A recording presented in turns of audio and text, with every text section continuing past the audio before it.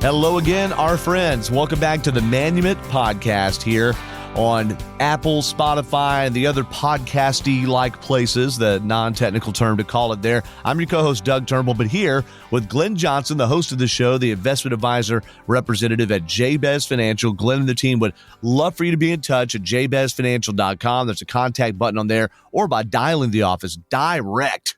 Let me say that word wrong, 860-390-0093. And before we jump into the financial stuff again here, Glenn, good afternoon to you, and how you doing? Great. You know what? It's a staple answer. How you doing? Great. I was going to say, it's kind of funny. You ask a child how they're doing, and they'll say, great, or happy, or sad. You ask an adult how they're doing, the reference point is often negative. I'm not bad. I can't complain. Fair to middle. So your go-to is great then. That's my go-to. Absolutely. I love it. Mine is living the dream. And it sounds, pithy because it is something that I say sort of reflexively now, but it really is a dream. I mean, I think about for work, there's all these different things I could be doing. I'm getting to come and sit here and co-host podcasts and hang out with great coworkers and be in a nice, climate controlled place with food. I mean, that's pretty good, right? I mean, yeah, I'm living the dream, life is man. Good. I have everything I need and most of what I want. There you go. That's pretty good, and I say, really, I have everything I want to. I don't need another thing. But it's like,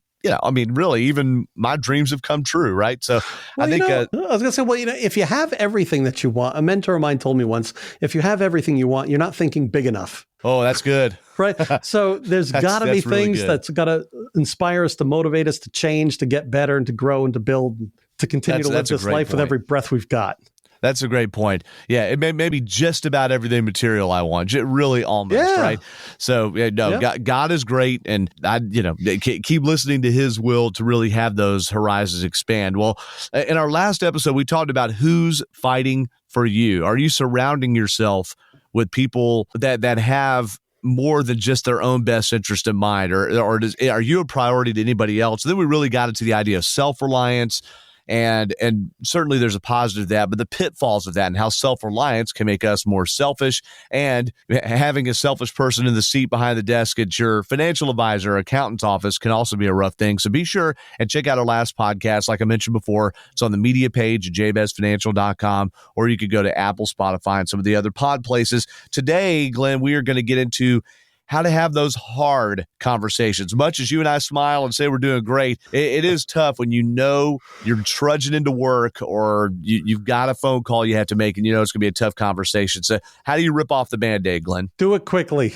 It quickly and do it first.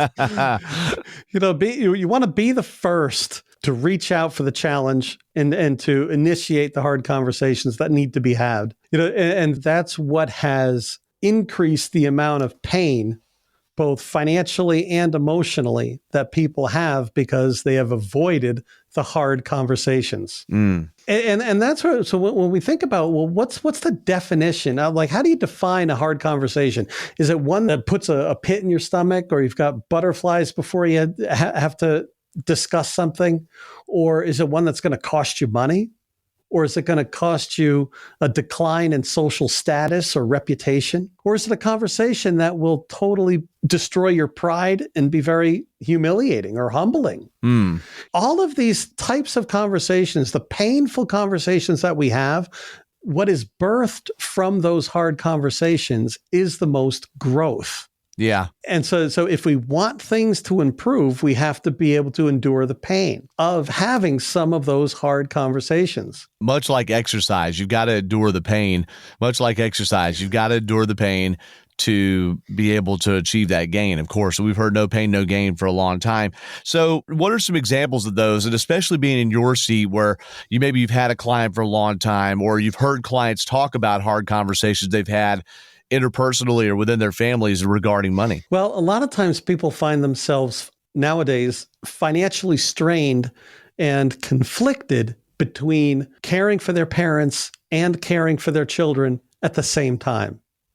Because there's a generation out there now that their parents need help and their children are underperforming. So it seems as though they need help as well. And so they find this balance between, I'm going to do this extra work and care for my son, and I'm going to do this extra work to care for my dad. And you know what? And here's what's interesting. a lot of times when somebody's in that position and say they're caring for their elderly father who doesn't want the help, but needs the help and deserves the help, but doesn't want it. And then we can find somebody that's younger, they don't deserve the help, and yet they want it, right? Yes. But the thing is, so if this is where the hard conversation and the hard decisions come into play. So it's actually easier initially to say, well, you know what? Dad doesn't want the help. My son does. I'm going to invest my money over here and I'm going to help him and no one's going to be bothered by it. However, it hurts them both. We have to figure out, how do we correctly support our parents, whether they want to receive the help or not? And how do we kick the bird out of the nest, even if they're crying and they don't want to have to assume that responsibility? So there's having the hard conversation. You've talked about a couple of the hows very generally. Have them quickly, be the one to initiate it. Those are two of the hows, or two tips on that. What are some other hows, HOWS, that is, that you could give people? Well, one is you have to know in your heart of hearts that what you're doing is right. And you have to be more concerned with doing the right thing than doing what's comfortable. And once you've determined that, okay, it is now the right thing to do to provide extra help and support to my parents, or to cut back on my help and support to my adult children that need to learn lessons for themselves. Once you decide what's right, and one of those steps is committing to following through on it. So address it, commit to it, and then articulate it. And this is where help can actually, having somebody else in your court can help with this. And that's how to go about having these conversations. Because once you tell somebody and they actually grasp and have a good understanding of why you're doing what you're doing, now they can just experience the pain involved in growth without having the anger towards you for it. I see. So you can actually partner with your parents. You can partner with your kids. You can work together to help each of them get what they need, as long as they understand that this is what's necessary for their benefit. I see. Well, yeah, I think that's the thing, is you got to really get around that curve there. And I'm sure be willing to accept the pushback. That comes to the part of, realizing your conviction, being so convicted of it, you're doing what's right versus what's comfortable. But you have to be able to accept the pushback from it, at least initially, if you think you're really doing what's in the right interest of both yourself and them. And, and oftentimes that doesn't necessarily reveal itself until years later. Oh boy. Yeah. Right? You'll thank me later. Trust me, son. That's right. Yeah. Yeah. And that's what a good mentor will do. A good mentor will do. They'll be caring more about your future than your current feelings. And just like I've had soccer coaches that continue to push you. And I remember one time specifically, I was pushed and pushed and pushed. And I was really giving it all I had. But it was in training when I was playing in Europe.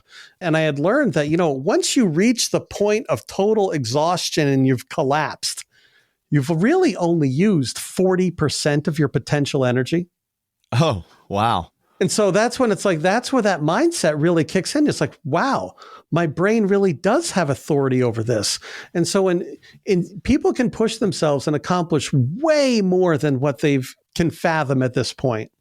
And so when we realize that that's our potential is beyond our existing awareness, when we get open to that idea, we can realize, well, you know what? My kids can do a lot more than what they're currently doing. I mean, we know that. But there is a way of effectively persuading them into seeing that for themselves. And I think about in the movie Unbreakable, when the main character in Unbreakable lifts the weights up, and he's like been emaciated in this concentration camp. He lifts the weights up all the way above his head. It just inexplicably, that's going way past your mental ability. One last question about that: hard conversations that people either need to have with their advisors or advisors with them. I'm sure you've got some stories. Oh my gosh, it's so funny. Just because somebody has a title, that doesn't necessarily mean they've emotionally matured all that much. Because being in my 25th year doing this, and it can be a dog eat dog world out there, and that's why I've decided for myself I'm not going to talk smack or put down anybody else's advisors. However, I hear stories. And I can't tell you, there have been on countless occasions that when I've got a client that moves an account from their existing advisor over to Jabez Financial, that their existing advisors will not just try to convince them otherwise, but sometimes they'll badger them, ridicule them, insult them, and yell at them for doing so. It's remarkable. And that's why I've learned that, sometimes I remember and sometimes I don't. But that's why I say, whenever you make a move, when you're switching from one advisor to another, if there's any kind of contention, and this goes for anybody, you can just ask them and inform them, I've decided to move my account, or I've decided to switch doctors or accountants or financial advisors. I have decided to make this change. Will you please respect my decision? Yeah. That's it. Just respect my decision. You don't owe anybody anything. You don't owe them an explanation. You can just say, this is what I've decided. Will you please respect my decision? Yeah, that's a good matter-of-fact way to put that. So having the tough conversation with the advisor, of course, if you are someone that ends up working with Glenn Johnson here, I guess you should be happy that he's okay having the hard conversations, because he may tell you about that spending habit or that thing you've just been cherishing and holding on to. That, sometimes it takes an advisor to look at things objectively. And 25 years of the business, Glenn, that means you've seen that fill in the retirement vessel or financial vehicle here, right? Over and over and over and over again. Yes. So you can be more objective about it than somebody else who they're only retiring there one time, whereas you've seen it hundreds of times.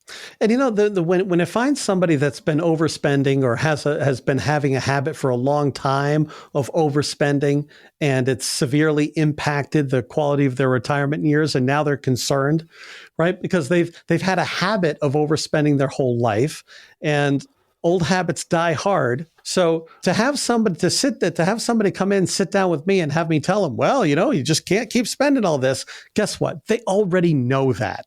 Okay. Yeah. They already know they're overspending. They already know that. So they don't need me to tell them that. But what I can help them with is I can help giving them some ideas to have a new perspective on it. So changing their spending habits is no longer a painful thing to do. You don't miss what you don't want. Right? That's true. And so if you find something that's hurting you and you know that it's hurting you, we can dive into, well, why is it that you're overspending? A lot of times people are overspending because of a need completely unrelated to finances. And it's completely unrelated to the items that they're spending their money on. It's filling an unmet need that should be met by something else somewhere else. And so that's why when I have on the board here in the office, my 5 F's of faith, family, friends, fitness, and finances. When things are screwed up with your friendships, sometimes you give them extra money. When things are screwed up with your family or your faith or your fitness is way out of whack, that can screw up your finances. So in the process of getting your finances in order, sometimes we have to look at some of these other aspects of life and say, well, let's make a little tweak over here. And then all of a sudden, the financial problems work themselves out. No, that's a great point. That's a great point. The 5 F's again: faith, family, friends, fitness, and finances. And Glenn, thank you so much for walking us through this idea of having hard conversations. Before we wrap up the show, just a couple of quick reminders, everybody. Number one is Glenn basically authored a chapter in Les Brown's The Motivation Manifesto. And you can buy that book, which doesn't have just a great chapter by Glenn, but also by a bunch of other influential people. Buy that book on jabezfinancial.com. Just click the book tab on there. You can find all of our past shows on the media tab, by the way, jabezfinancial.com. You can actually share individual ones when you click them in the podcast player. And another thing, too, on the events page, remember, it is Celebrate Freedom, July 4th of this year, 6 p.m. Barbecue, music, games, fireworks. It's on 24 Norwich Salem Turnpike in Oakdale. RSVP to KML at jabezfinancial.com, or you can call the office 860-390-0093. And again, that's all on jabezfinancial.com. And if you want to set up that first appointment with Glenn and the team to, really rip the Band-Aid off, like I said earlier, and get right down to it and get some straight talk about life and, of course, about your retirement, you could dial 860-390-0093. That first call, complimentary, to get to know Glenn and the team. Glenn, thank you so much, sir. Yes, and thank you, Doug. And we're going to make it a great rest of the day as well. Absolutely. Going to keep it great. Going to keep living the dream. Thank you to Glenn. Thanks to our producer, Rob Scott, on the ones and twos, getting this thing published and put out there. And thank you all for listening. Be sure to get in touch with Jabez Financial. Interact, like, and everything on Facebook and Instagram. Be sure to like and subscribe to this podcast. If you've heard something you think other people in your circle need to hear, be sure and send them the link also. For Glenn Johnson, the registered investment advisor at Jabez Financial, I'm Doug Turnbull, and we'll talk to you very soon here on the Manumit Podcast. Investment advisory services offered through Jabez Financial, LLC, a registered investment advisor firm. Registration is not an endorsement by securities regulators. By contacting us, you may be provided with information about insurance products, including annuities, offered through Glenn Johnson, Connecticut Insurance, license number 4628409. The firms are separate entities. Annuity guarantees rely on the financial strength and claims-paying ability of the issuing insurance company and are not offered by Jabez Financial, LLC. Read your contract for restrictions, limitations, or penalties. Jabez Financial, LLC is not licensed in all 50 states. To find out if Jabez Financial, LLC is licensed in your state, please call 860-390-0093.